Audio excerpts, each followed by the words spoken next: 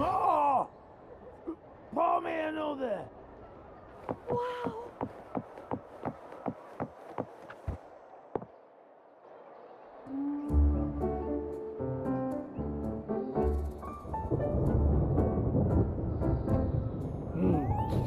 Muggy day. Sky's gloomy, air's all wet. Oh, man. At least let me finish my sentence. Ugh. Ugh. Cold, cold, cold. Oh.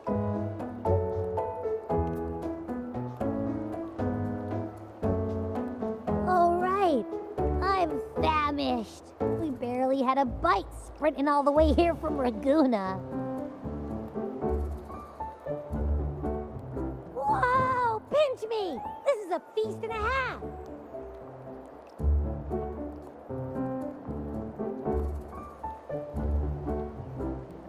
Hey, Rover, so, we did bring enough money, right? I mean, we kind of rushed out without grabbing anything. Oh, that? Don't worry. Money's not an issue.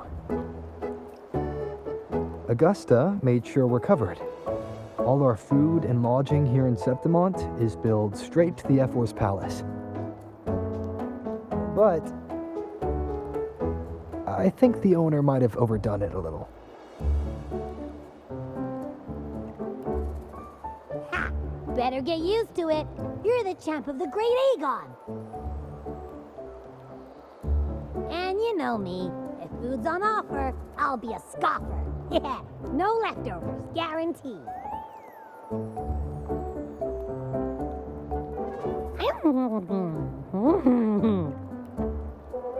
Free stay, free meal. The Zephyr really knows how to treat guests. Maybe we should, you know, hang around a bit longer.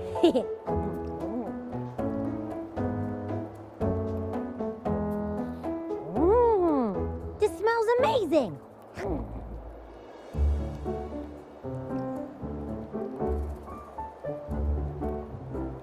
Abby, what do you think Imperator wants me to find?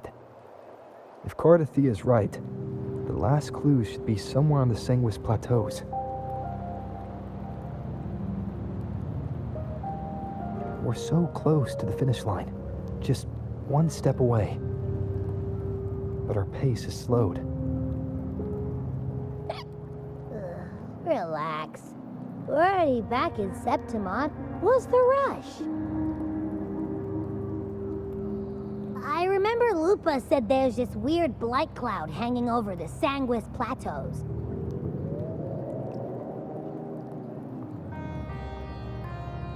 And when the high tide, or whatever, rolls around, all the gladiators go there to hunt tacit discords. Wait, is the high tide coming up soon? The Afra's invite did say something about a big hunt. Huh, that reminds me. Aren't we supposed to meet her today?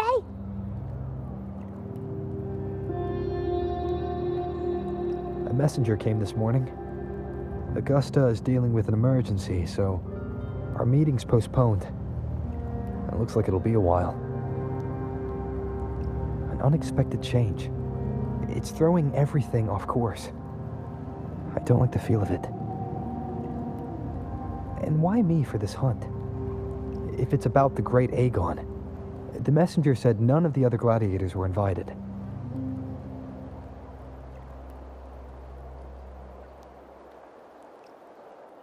Who knows?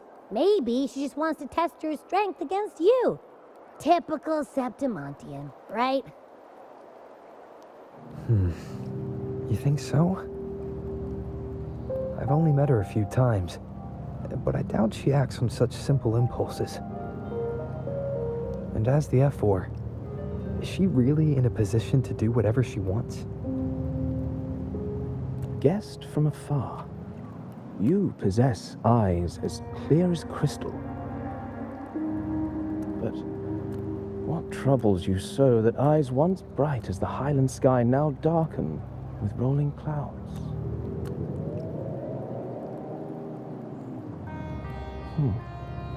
A warrior who walks the blade's edge does not falter over trifles. The clouds, if I may guess, are cast from the throne.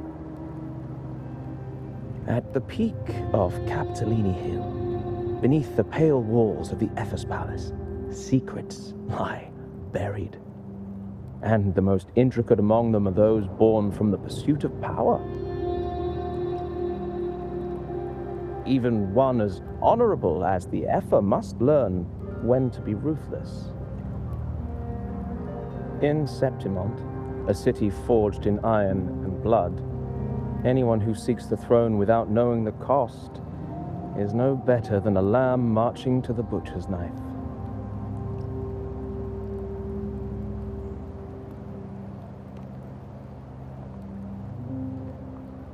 I am Nestor, a traveling poet.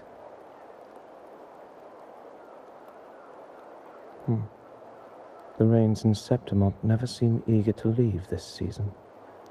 So then,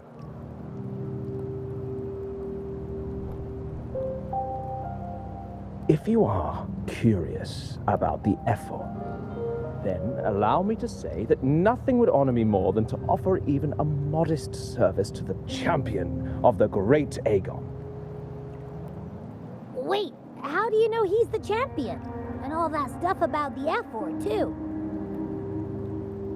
Oh, your eyes. Were we talking too loud? To see and to hear are but two of the many ways to perceive.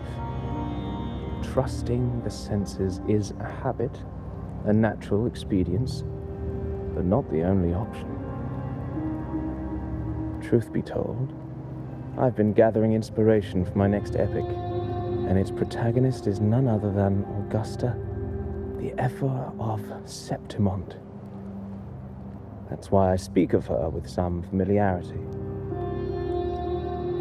I have a feeling your tale with her will soon be written. And knowing more about those who walk alongside you is rarely without its benefits.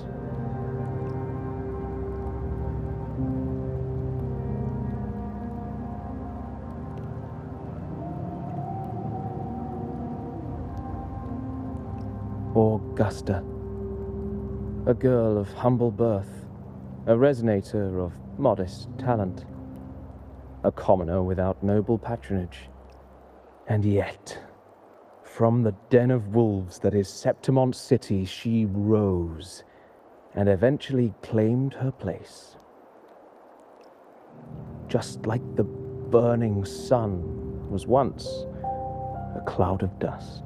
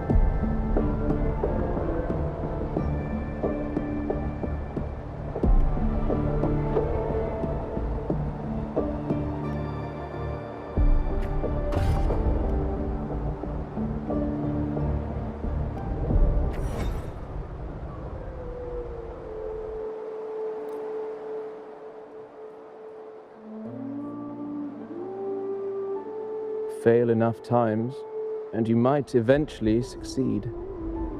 Should we call it resilience? Or mere stubbornness? Or perhaps, for a girl who has lost everything, there was never a second option. She had no one to trust but herself, and naught but a blade to hold. And yet, as the first stanza of an epic, this is nothing extraordinary. Since the lament, across the scorched lands of Solaris, I've heard this story repeat itself, again and again. Greatness. Yes, our era has certainly seen it. But true greatness is never found on the first page of a story. Courage, glory, and honor. Such immortal virtues have been etched in tablet and stone. They are never forged overnight. Light as a thread, elusive as the wind, they weave themselves into every twist of fate, tangling with every insignificant choice we make.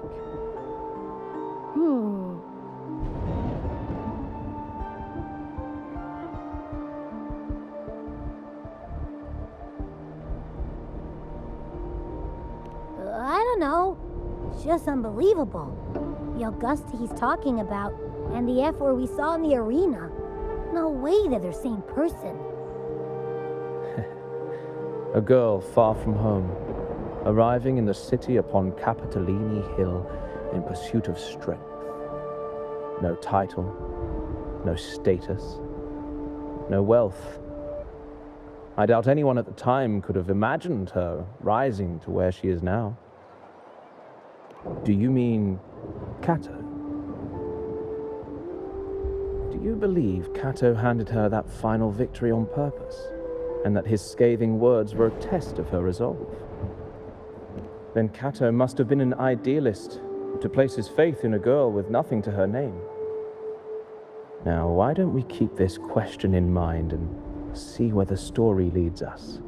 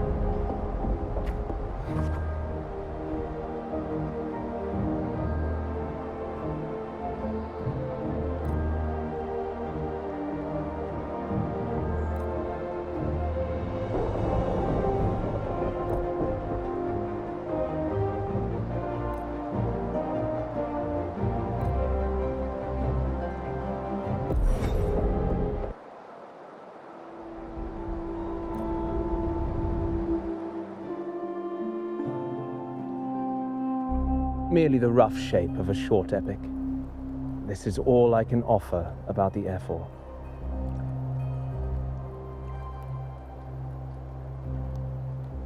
Now, as a listener, what do you make of my narration?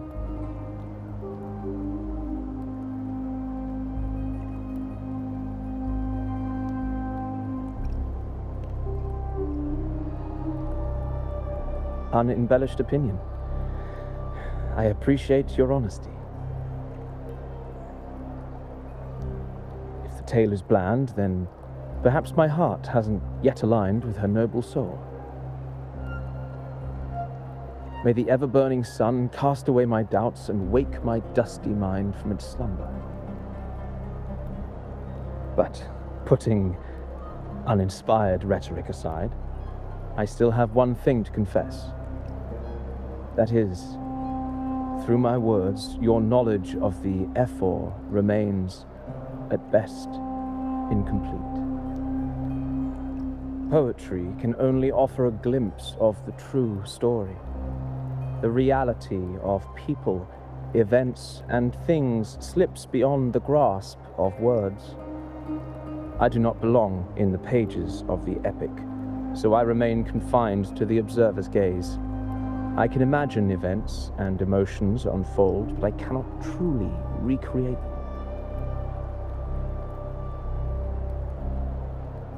Here's some advice for you, though I hesitate to call it such. If you want the truth of a story, step into it. Become part of it. The opportunity stands before you now. As I've said, the tale between you and Augusta, the hero of Septimont, is only now turning its next page.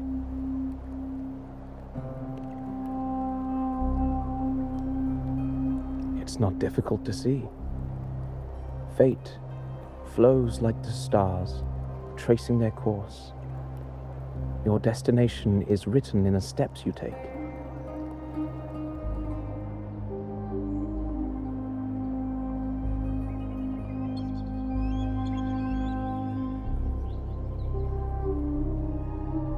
The rain is passing. I hear it ceasing its symphony upon the earth. It is time for farewells.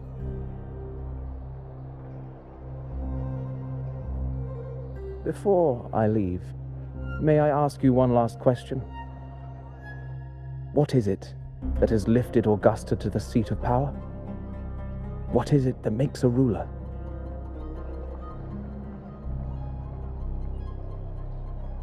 Well, I'd say strength. Let's be real. There's no way Augusta could have passed those trials without strength. Rover, what do you think?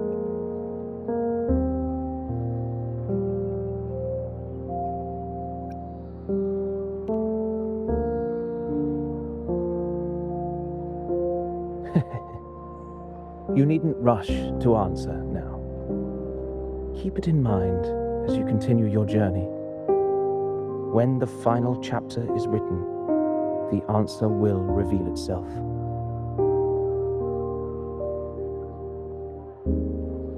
Farewell, my friend. Our paths crossed by fate and by chance. Soon, after this brief encounter, everything about me will be gone with the wind. But you, your epic continues.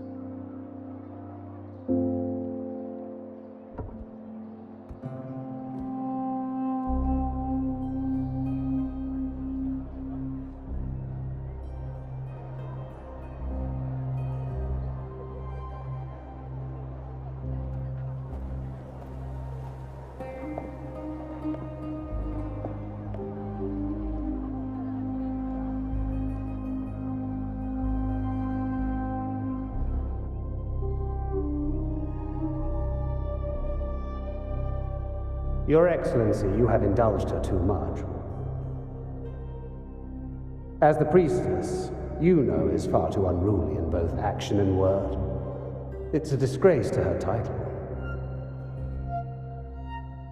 Indeed. She entered the palace unannounced, uninvited, and with no decorum. A blatant affront to the authority of the palace. Same as always. Senators, all she crossed was a doorway. One too insignificant to carry the weight of our authority, or defend anyone's fragile pride. Let us not forget, it is not the walls of Capitolini Hill that command fear. It is my will, my sword, and our relentless conquest. I know your fear. You fear a priestess's voice drowning yours, and a rebel challenging the Senate's rules. But listen well. Power does not bow to sycophants, cowering behind their traditions. If you seek power, then step from the shadows. Face me, and prove yourself worthy.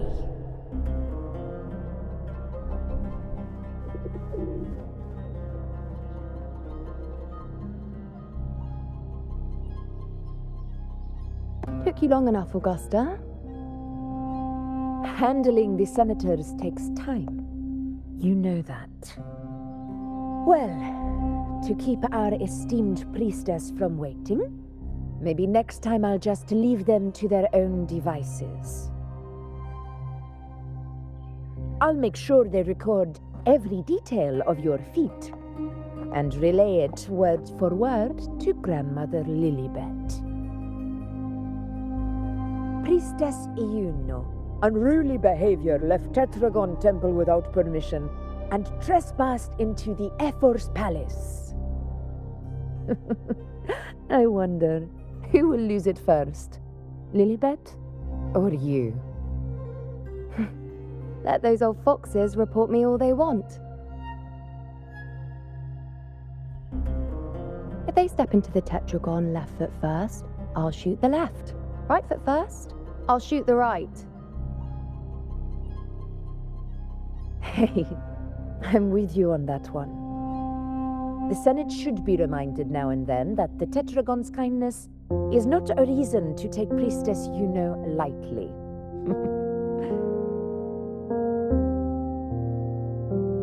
Why didn't you wait there? I had everything handled. We depart for the hunting ground tonight. If anything changed, you could have reached me by my terminal. You didn't need to come all the way here.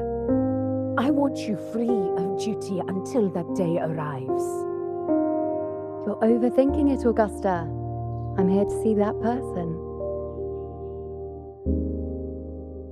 Grandmother Lilibet said his fate is one of unknowable void. Sounds intriguing enough to make time for.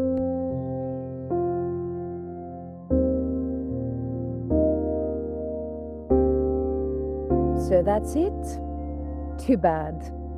The ship from Laguna won't dock until tomorrow morning, and we'll be gone by then. Ugh, what a hassle. Patience, you know. The warrior has accepted the invitation.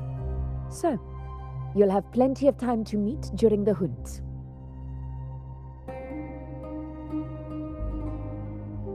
Is there something else you want to say? I read Grandma Lilibet's Book of Prophecies. The hunt and our plan, neither end well. Are you sure we should go through with this? Risk does not trouble me. Peril simply requires greater strength. But really, when did you start caring about the temple's traditions?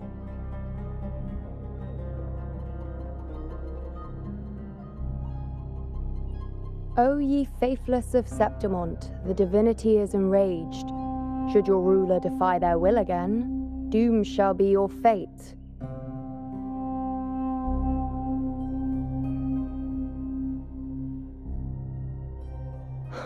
Lately, I've been hearing murmurs from the nobles again, about the ancient prophecy from Radeon.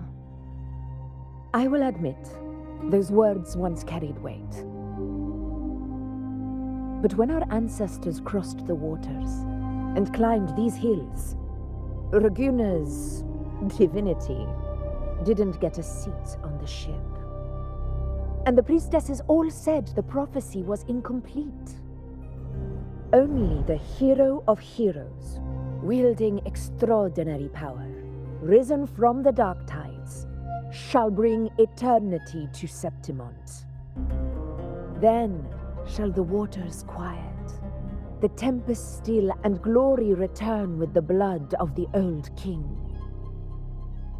Do not forget, this is the other half of the prophecy. Fabius, Attilius, Valeria, one after another, these heroes have saved Septimont from the brink of ruin. As long as a hero stands, no disaster can break this eternal city. What if this time is different? What if ruin is our fate? Then I will sever that fate with my blade.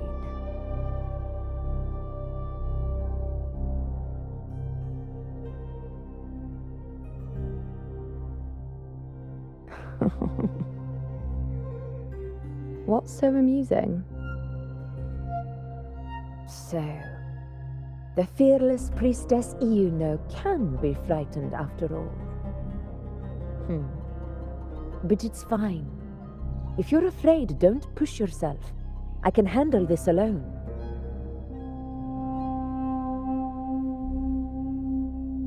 Most revered priestess, wait for me in the temple. I shall return victorious. Frightened. Me? If anything, it's you, trying to shut me out and face it alone. Fine. Go ahead. You'll come back to me sooner or later. That I can't deny. I knew it. So you do need me for this hunt. Thank you. You know.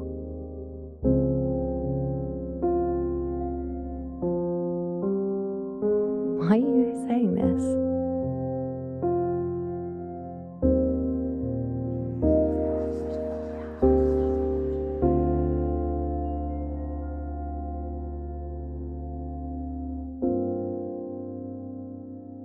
The storm is coming. Come, you know, my friend. The best way to greet a storm is to walk straight into it.